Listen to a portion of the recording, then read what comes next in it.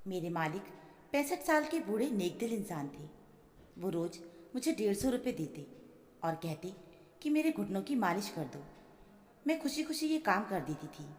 एक दिन जब मैं उनके कमरे में आई तो उन्होंने दरवाज़ा बंद कर दिया और मुझे 5,000 रुपये देकर कहा कि आज मेरे पूरे बदन में दर्द है, मेरे पूरे बदन की मालिश कर दो। मैंने सोचा बूढ़े इंसान हैं, मालिश कर देती हूँ। पर जैसे ही उन्होंने कपड़े उतारे मेरी जान ही निकल गई, क्योंकि वो तो मेरा नाम कंचन है और मैं एक बहुत ही गरीब घर की लड़की हूँ। मैं ज़िंदगी में कुछ करना चाहती थी ताकि हमारे घर की आर्थिक हालात सुधर सकें। मेरे 2 भाई हैं, दोनों मुझसे बड़े हैं। मेरे मम्मी पापा मजदूरी करके किसी तरीके से हमारा पेट पालते थे और बहुत ही कम उम्र से मेरे भाई भी काम करने लगे थे। मुझे स्कूल जाने का बहुत शौक था, पर 5वीं तक पढ़ाई करने के बाद मैंने पढ़ाई छोड़ दी, क्योंकि मेरी माँ ने मेरे स्कूल में से नाम कटवा दिया था। मैंने माँ से कहा था कि अगर मैं पढ़ लिख जाऊंगी तो हमारी हालत सुधर सकती है, पर मेरी माँ ने मेरी एक ना सुनी और 14 साल की उम्र में उन्होंने मुझे एक घर पर काम पर लगा दिया। मैं जवान हो रही थी और मेरे मालिक के घर में मेरे 65 साल के बूढ़े मालिक दीनानाथ अपने बेटे बहू और पोते के साथ रहते थे। उनका पोता 16 साल का था। उसका नाम अशोक था। अशोक मुझसे 2 साल बड़ा था।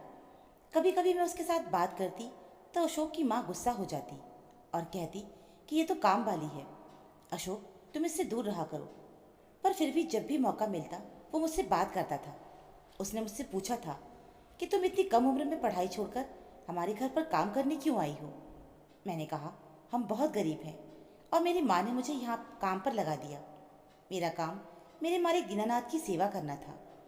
मैं दिन भर इस घर पर रहती और मालिक की सेवा किया करती थी। मालिक 65 साल के तो थे, पर देखने में 40-50 की लगती थी। उनका शरीर तो काफ़ी हट्टा कट्टा था।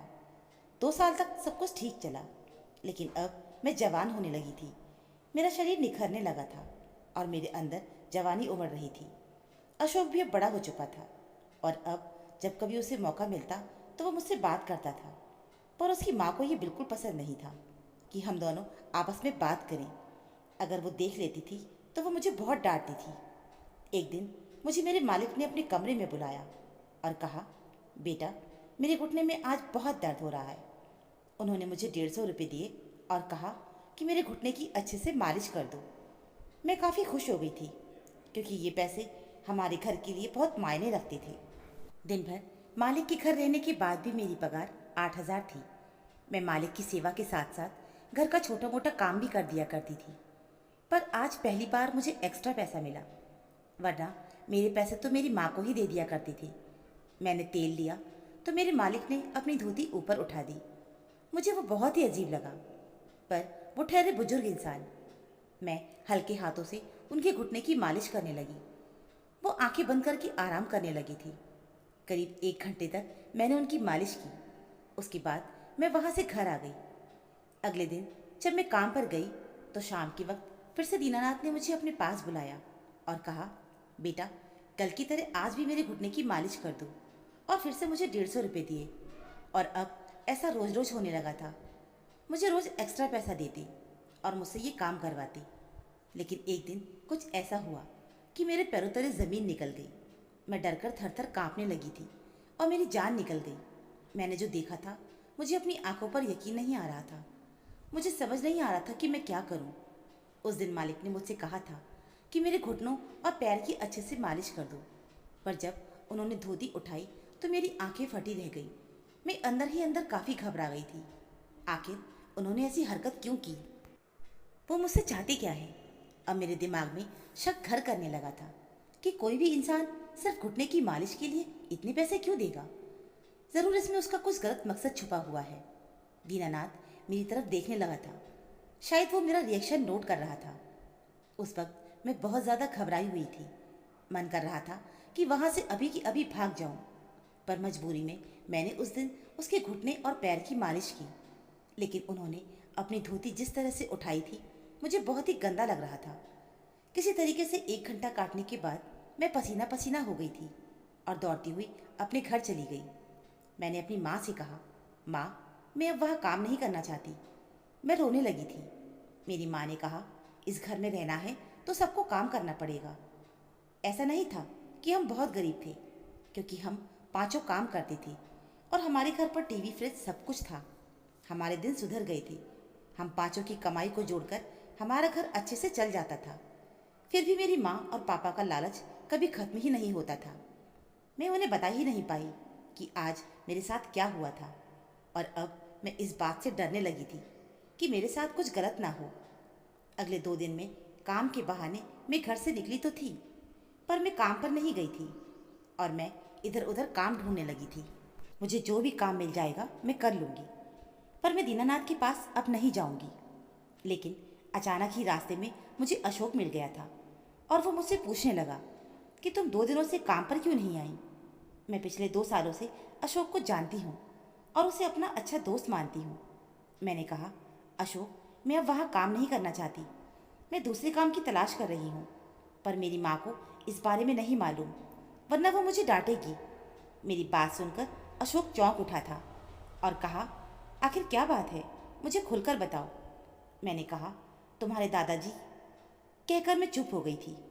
मैं इससे ज़्यादा उसे कुछ नहीं बता सकती थी, क्योंकि मुझे खुद पर ही शर्म आ रही थी।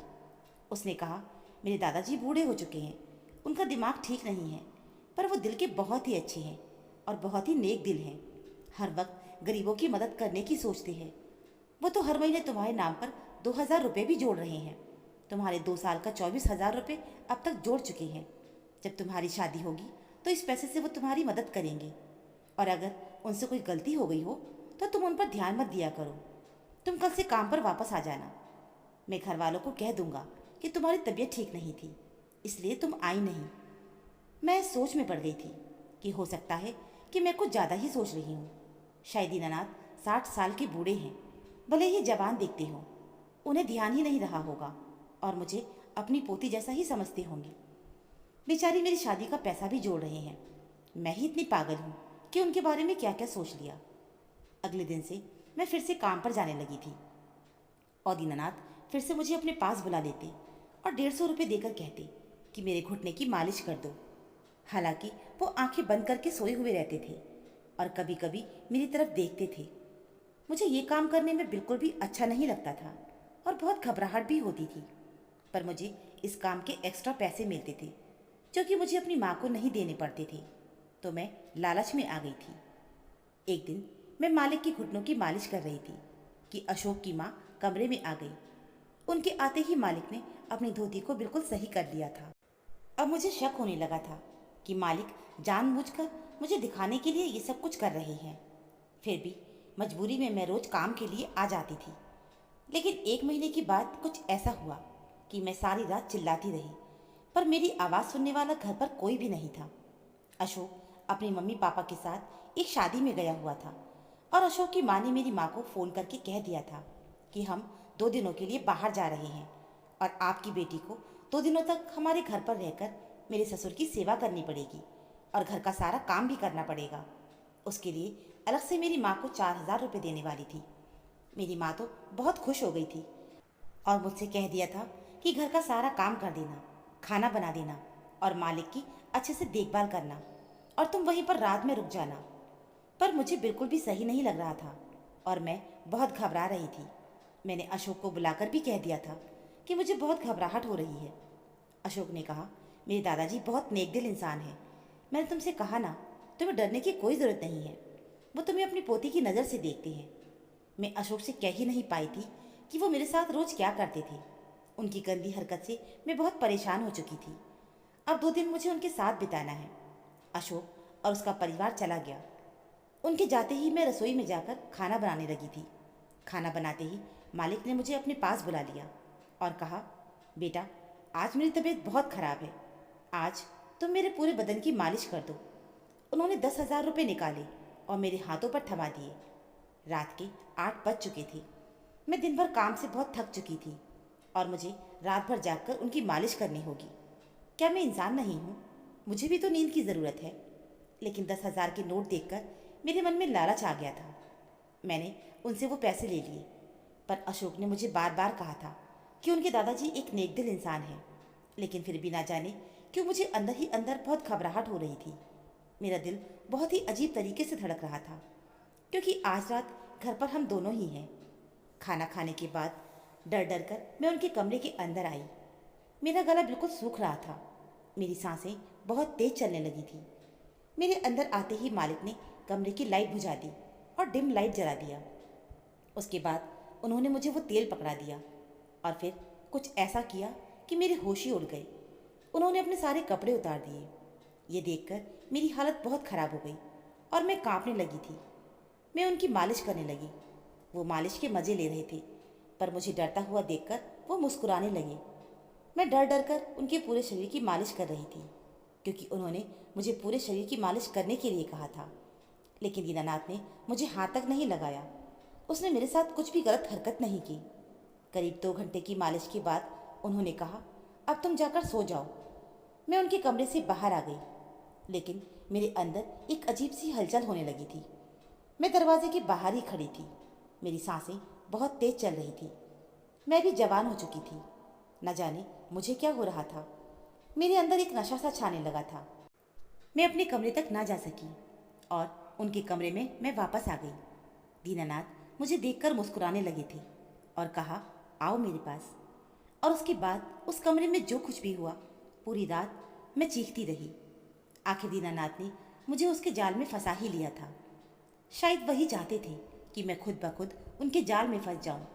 वो तो बस दाना डाल रहे थे और 2 दिनों तक बस यही होता रहा। उसके बाद उन्होंने कहा, जाओ अपने घर और जाकर आराम कर लेना। अशोक और उसका परिवार वापस आ गया था, पर मेरी हालत बहुत ख़राब हो चुकी थी और घर जाकर मुझे बुखार भी आ गया था। ये मुझसे क्या भूल हो गई थी। जब मेरी माँ ने मेरी बुरी हालत देखी तो उन्हें शक हो गया था और वो मुझसे पूछने लगी थी। मैं रोने लगी थी और उन्हें मैंने सब कुछ बता दिया। वो अपना सीना पीटने लगी थी, कहने लगी, ये क्या कर दिया मैंने अपनी बेटी के साथ। लेकिन उसके बाद मेरी माँ ने जो किया मैं कभी नहीं भूल सकती। वो सीधे मालिक के पास चली गई और कहने लगी, वो सारी दुनिया को बता देगी कि उसने मेरी बेटी के साथ क्या किया है। मालिक बहुत डर गए थे, क्योंकि मैं नाबालिग थी और वो बुरे तरीके से फंस जाते। उन्होंने वादा किया कि वो मेरी शादी अशोक के साथ करवा देंगे। मालिक ने मुझे एक स्कूल में भर्ती करवा दिया। अब मैं फिर से स्कूल जाने लगी थी और वापस से पढ़ाई करने लगी थी। और जब मैं 18 साल की हुई तो उन्होंने मेरी शादी अशोक के साथ करवा दी। अब मेरी ज़िंदगी काफ़ी सुधर गई थी। जिस घर में मैं कभी नौकरानी थी, आज मैं वहाँ की मालकिन बन गई हूँ। मेरी शादी के 1 साल के अंदर अशोक के दादाजी की मौत हो गई। मुझे पता चला कि उसके दादाजी को कैंसर था और वो ज़्यादा दिन के मेहमान नहीं थे। शायद इसी वजह से उन्होंने मेरे साथ रिश्ता बनाया था। शायद वो अपनी जवानी एक बार फिर से जीना चाहते थे। मौत से पहले एक बार फिर से जिंदा होना चाहते थे। उन्होंने मेरे नाम पर ढेर सारी संपत्ति भी कर दी थी। मैंने अशोक को कभी भी नहीं बताया था कि मेरे और उनके दादाजी के बीच में क्या हुआ था, क्योंकि अशोक अपने दादाजी को एक अच्छे इंसान समझते हैं और मैं ये सब कुछ बताकर उसे दुख नहीं पहुंचाना चाहती थी। पर मेरी ज़िंदगी में वो दिन मैं कभी नहीं भूल सकी और जब भी मुझे वो दिन याद आते हैं, मुझे दीनानाथ की याद आती है। तो दोस्तों, उम्मीद है आपको हमारी ये कहानी ज़रूर पसंद आई होगी। कहानी अच्छी लगी हो तो प्लीज़ वीडियो को लाइक, चैनल को सब्सक्राइब ज़रूर कर लीजिएगा। मिलते हैं फिर एक नई कहानी के साथ। कहानी सुनने के लिए आप सभी का बहुत बहुत धन्यवाद।